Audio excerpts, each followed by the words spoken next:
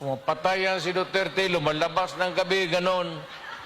Anso, sino ba naman gusto maging security guard na ang kinuha ko law? So, but, guro sa trabaho, saka sa, alam mo sa gabi, diyan rin lumalabas yung mga masasamang tao. At diyan rin lumalabas yung nakakatakot na magandang babae sa buong bayan.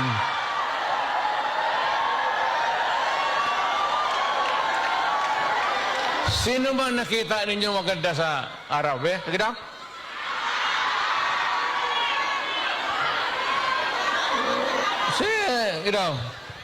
Sa araw. Yung nagtatrabaho, pati ng basket, na mamalinggi. Pero pagkagabi, makita mo, lumalabas, mga anghel, gising na. Ang mga demonyong putang inatulog na. Ngayon, magpasok ako sa harap ninyo, mayabang na. Mga kababayan, ano bang sunod ang gagawin natin? Ano ba itong Pilipinas? Maligaya kayo o hindi? Maligaya pala. Kasi malapit na tayo talaga sa gira. Mamili kayo ng kalaban. Gusto mo magdagdag ito ng babae sa buhay na.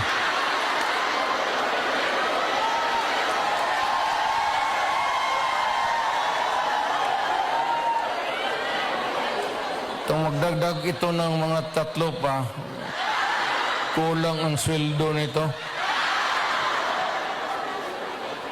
Si Epe sa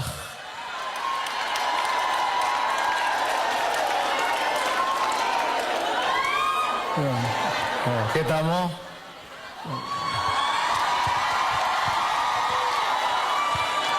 Basta yung magganyan-ganyan.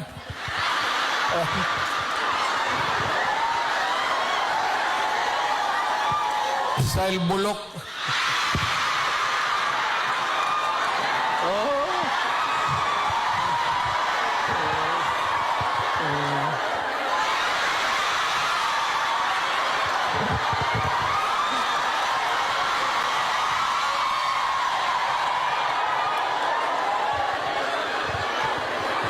Ito, ang mali ako na kilala, tapos ibig mag-handshake, mag-ganun muna.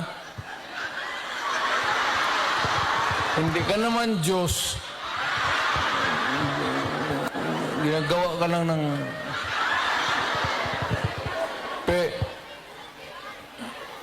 ibahin mo.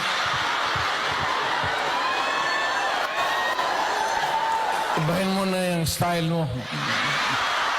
Bulok na yan.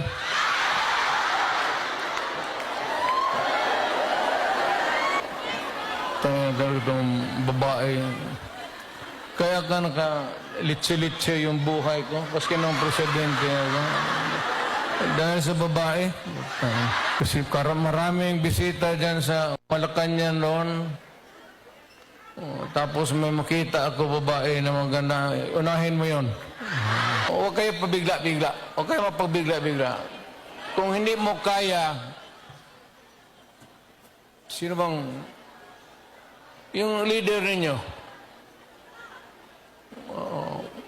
Kung hindi ninyo kaya, baski anong klase yung problema, kung hindi na ninyo kaya, tawagan ninyo ako. Kung may problema ka sa asawa ninyo, naiwan, putulin natin yung utin ng butang ito. Matagal ako nagserbisyo. I started as a prosecutor. I was doing trial work in court. then vice mayor, mayor for the longest time. Alam ko ang... basta alam ko. Okay na to. Huwag mong subukan